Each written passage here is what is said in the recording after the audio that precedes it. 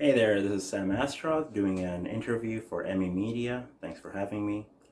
The first question you have for me is, who are your musical influences? As for my main band, Astaroth Incarnate, our musical influences range from bands like Dimmu Borgir, Emperor, Flesh God, Karagangren, Mayhem, you name it.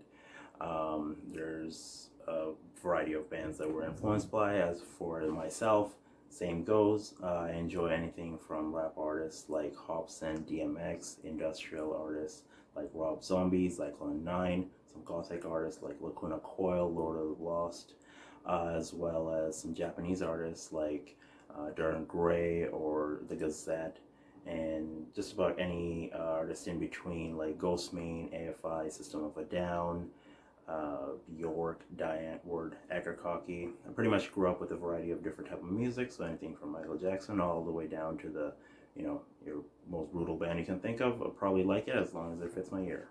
The next question is, why the name Astaroth Incarnate? Astaroth Incarnate stands for Astaroth in the flesh. Derived from demonology, I also personally connect to the character.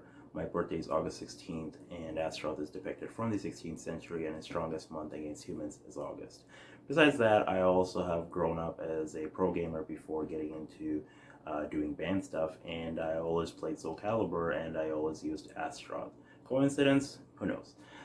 Besides that, I believe in reading up on demonology, and I personally don't have any belief system based on Satanism or demonology or any other religions, but I do read up on demonology and based on the Astaroth character, since it is my band name, and I actually agree with a lot of the ideologies and belief systems, and I believe that as long as you interpret it in your own way, it relates to my personal belief system. So that's basically why I had the name Astaroth Incarnate. The last question is, what kind of musical legacy do you want to leave behind?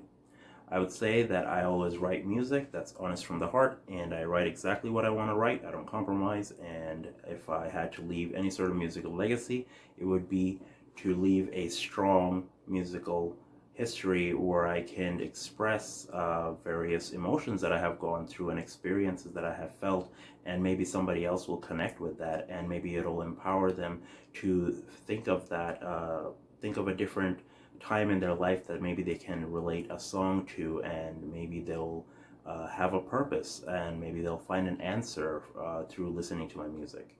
So any type of positive impact I can make in someone's life through my music, that would mean the world to me. The next question is, do you prefer large halls or intimate concert venues, and why? Personally, I enjoy both. I like playing at big venues. I played in venues like Opera House, where it's like a large capacity of crowds. You get a full house, you get to have a big stage, you can have a lot of theatrical. I'm a very theatrical person. I like visuals, I like the big stage. It's fun. At the same time, playing some of those intimate shows lets you really connect with your fans. They get up in the mosh pits and stuff, like right up to your face, and they will jump on stage. It's great. So I find both interesting. The next question is, if you could play anywhere in the world, where would it be and why? To answer that, I would say that the biggest metal festival ever, Wacken, is probably the stage that I want to play the most, being in a black metal band myself. And yeah, in Germany, Wacken. If I get the chance, I would love to play Wacken. The next question is, if you could open for any band, who would it be and why?